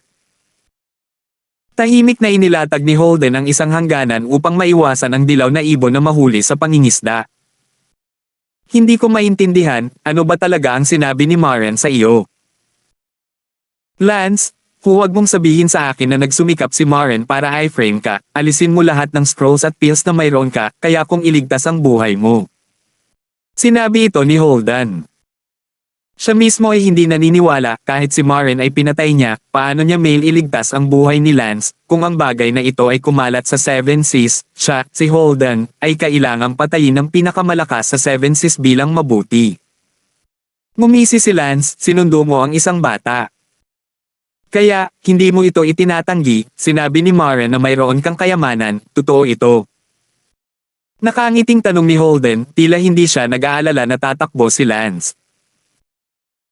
Sinabi ni Lance, oo, marami akong kayamanan sa akin, dahil hinanap ka ni Maren, sigurado akong sinabi niya sa iyo na nasa akin ang Spirit Gathering Formation, at bukod pa doon, mayroon akong Heavenly Scrolls. Ah! Nag-iba ang mukha ni Holden, hindi sinabi ni Maren na si Lance ay may Heavenly Scrolls sa kanya, kaya lang maraming scrolls si Lance, ang pinakamahalaga ay ang Spirit Gathering Formation, at pagkatapos ay marami. Maraming immortal na cultivation pills. Galit ang puso ni Holden, talagang hindi sinabi ni Maren sa kanya ang mga detalye at nag-iwan ng ilang mahalagang impormasyon. Siyempre, marahil ay sadyang pinili ni Maren ang ilan na huwag sabihin, dahil sa takot na kung gagawin niya, hindi maglalakas loob si Holden na pumunta kay Lance. Ngunit, ngayong nandito na si Holden, kailangan niyang gawin ito. Mamantong hininga si Holden, hindi sinabi sa akin ni Maren na mayroon kang Heavenly Scroll, sa palagay ko ay nagpapalipas ka ng oras o tinatakot ako. Natigilan si Lance, mukhang hindi sinabi ni Maren sa iyo ang buong kwento, kung ganoon, sigurado akong may isang bagay na hindi sinabi sa iyo ni Maren. Ang 4 na half-immortals ng nakaraang Yauplan ng Dynasty, ang pinakamalakas ay tinatawag na Yusef, siya ay nasa ika-6 na yugto ng Tribulation, at malawak na usap-usapan na ang 4 na half-immortals ng kanilang Yauplan ay binabalangkas para sa kamatayan ng isang tao sa loob nila. Sinabi ni Holden, hindi ba? I can tell you for sure, hindi, pinatay ko. Hahaha, anong malaking joke, ikaw lang. To be precise, with my Heavenly Scroll, on that day, when the 4 strong men of the Yao clan came, I used the Heavenly Scroll to trap the 3 Yao clan half-immortals that they came to. Ang tagal ng Heavenly Scroll ay maaaring hanggang 3 buwan, at sa mahabang panahon, hanggat patuloy nilang inaatake ang mga ito at hindi nila makuha ang aura, tiyak na mamamatay sila. Nang maglaon, dumating ang iba pang kalahating immortal ng Yao Clan, at sa wakas, sa ilalim ng aking banta, ang ikalimang yugto ng Yao Clan na tinatawag na Zion, ay walang pagpipilian kundi sakupin ang Yao Clan Dynasty at gawing Zhou Clan Dynasty, kaya naman inisip ng lahat na sila ay nagkakaroon ng mga panloob na problema, ngunit hindi. Alam kong ito ang dahilan ko mula sa simula hanggang sa wakas. Haha, iyan ay isang magandang kwento, isang maalamat na bagay tulad ng Scroll of Heaven, gusto mo. Sabi ni Holden na may pag-iinis, ngunit sa loob-loob niya, hindi siya lubos na hindi naniniwala. Sinabi ni Lance, mayroon pa akong spirit gathering formation, hindi pa banggitin ang Heavenly Scrolls. Bukod dito, nakulong ka na ngayon ng Scroll of Heavenly Wisdom, ngunit sa kasamaang palad, hindi mo pa ito naramdaman. Kung hindi mo maniwala ka sa akin, subukan mong salakayin ako. Nagulat si Holden at agad na hinampes ng palad si Lance. Bang! Isang hindi nakikitang hanay ng proteksyon ang hamarang sa kanyang palad. Hahaha! Tumawa ng malakas si Lance. Kapansin-pansing nagbago ang mukha ni Holden at agad na sinubukang i-absorb ang aura, ngunit sa kasamaang palad, hindi niya magawa. Sa sandaling ito, sa wakas ay naniwala si Holden na siya ay nakulong ng maalamat na Heavenly Scroll. Paano nangyari ito? Nataranta ang buong katawan ni Holden. Sinabi ni Lance, Holden, ngayon, ang naghihintay sa iyo ay kamatayan lamang. 1840. Mabilis na bumalik sa katinoan si Holden at kinagat ang kanyang mga ngipin. Lance, huwag mong ipagmalaki ang iyong sarili, matagal na akong naglatag ng hangganan, kasama ang aking ika-6 na yugto ng kapigatian, aking hangganan, hindi mo magagawa. Para masira ito sa kamatayan, ang aking hangganan ay konektado sa aking buhay, maliban kung ako ay mamatay, kung hindi, ikaw ay nakulong. Tumalo ng mga kilay ni Lance, at sigurado, si Lance ay napapalibutan ng isang maliit na hangganan. Bang! Pinutol siya ni Lance, at mahigpit siyang pinalibutan ng hangganan. Ang mga hangganan ay hindi katulad ng pagbuo, maaari lamang itong maging epektibo laban sa mga mahihinang tao, ngunit kapag ang mas mahinang tao ay napapalibutan, ang kabilang partido ay hindi makakalusot kahit na ano. Sa kabilang banda, hanggat ang lakas ng ang pagbuo ay naabot, kahit na ang mga mas malakas ay magiging epektibo pa rin. Sa makatuwid, ang hangganan ay nagawang mabuo ng halos bawat magsasaka sa itaas ng out-of-body stage, ngunit ito ay napakamay puso, at ang mas mahinang tao ay maaaring spike, kaya bakit kailangan niya ng hangganan upang palibutan siya, kaya ang hangganan ay palaging ginagamit lamang upang harangan ang ilang tunog mula sa pagkalat. Hahaha, hahaha. Isang malakas na tawa ang pinakawala ni Holden. Ngayon, pareho silang nakulong, ang isa ay nakulong sa forma Zion at ang isa naman ay napapaligiran ng hangganan. Lance, ngayon? Tayo pa ngayon? Ang iyong heavenly formation ay may tagal na 3 buwan, habang ang aking hangganan ay mananatili hanggat hindi ako patay. Pagkatapos ng 3 buwan, ang Heavenly Wonders Formation Scroll ay mawawala ng bisa, ngunit sa oras na iyon, makukulong ka pa rin sa loob ng aking hangganan. Ang petsa ng iyong kamatayan ay pagkatapos din. Sabi ni Holden na may malungkot na mga mata. Lance, sa pagkakataong ito, hindi ko alam kung ito ay kawalang ingat o kalooban ng Diyos, ngunit hindi ito naging kasing ayos ng huling beses na pinatay niya si Yusef. Katulad nito, lumipas ang 3 araw. Sa 3 araw na ito, sina Lance at Holden ay nakatitig lang sa isa't isa ng tuyo. Sinubukan ni Lance ang kanyang 12-sword formation, ngunit sa kasamaang palad, hindi ito nakalusot sa hangganan ni Holden, maliban kung ang 12-sword formation ni Lance ay nasanay sa ika-4 na set. Ngunit para magsanay hanggang sa ika-4 na set, ang kaharian ni Lance ay kailangang nasa pangalawa o pangatlong yugto ng tribulation. Lance, titignan ko kung ikaw o ako ang nagmamadali. Si Holden, na 12 metro ang layo sa harap ni Lance, ay bumulong ng may pagmamalaki. Sa sandaling iyon, pumasok si Talia mula sa labas. Lance, Sa sandaling pumasok si Talia sa main hall, nakita niya ang sitwasyon sa loob ng main hall. Anong nangyayari dito? Sino siya?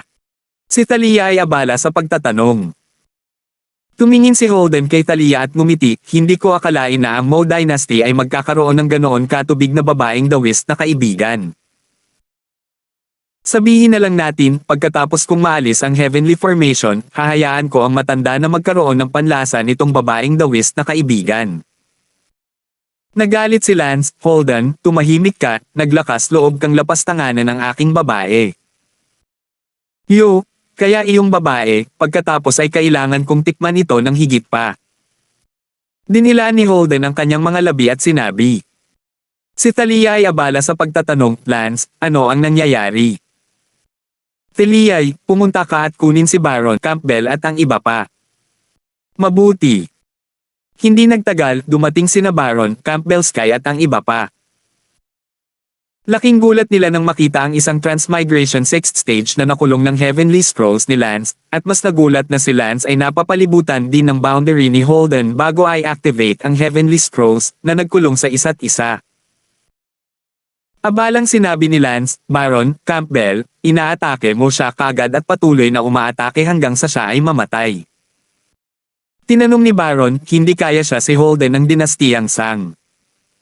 Siya yun, atakehin mo dali. Bumantong hininga si Holden, kayong dalawang munting bastard, gaano kakalakas loob na sumubok. Ang aking dinastiyang Sang ay ang pinakamalakas na dinastiya sa Sixes, na mayroong mahigit 100 half-immortals. Kung ayaw mong mamatay, lumayas ka sa harapan ko. Sinabi ni Lance, Baron, reklamo ng kanta, huwag kang takutin, magmadali. Mapang-uyam na sinabi ni Holden, Lance, huwag kang magpumiglas, sa tingin mo ba, sa kanilang dalawa, masasaktan mo talaga ako. Not to mention 3 months, kahit 5 buwan pa, baka hindi sila maubos. Ang espiritual na enerhiya ng aking pag-atake. Baron at Campbell, gayunpaman, ay lubhang magkasalungat sa sandaling ito. Dapat ba nilang tulungan si Lance, o hindi?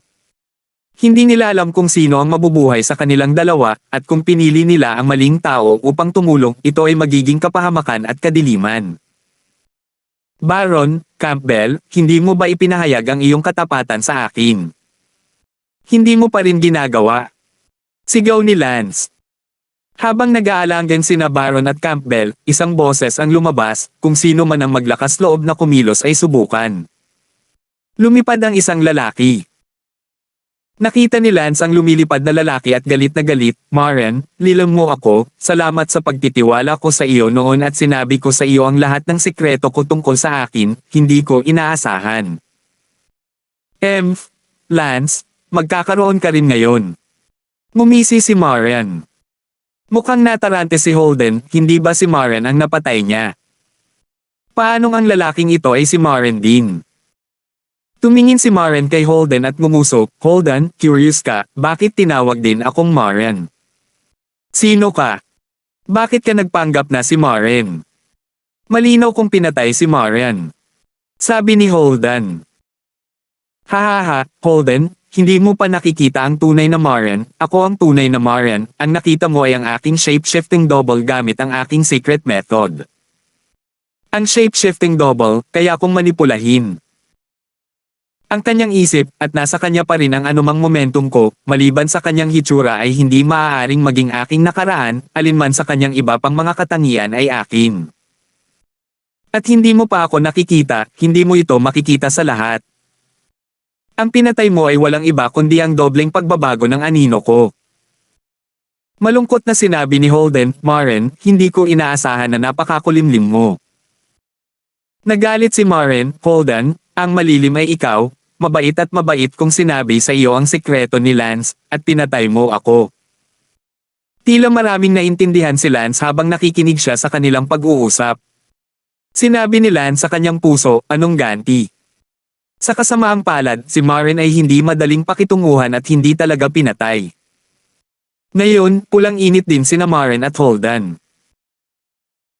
Pinagalitan ni Holden si Maren sa paggamit sa kanya at hindi pagsasabi sa kanya tungkol sa totoong sitwasyon ni Lance, na nagtataglay ng Scroll of Heaven at naipit si Yusuf hanggang sa mamatay.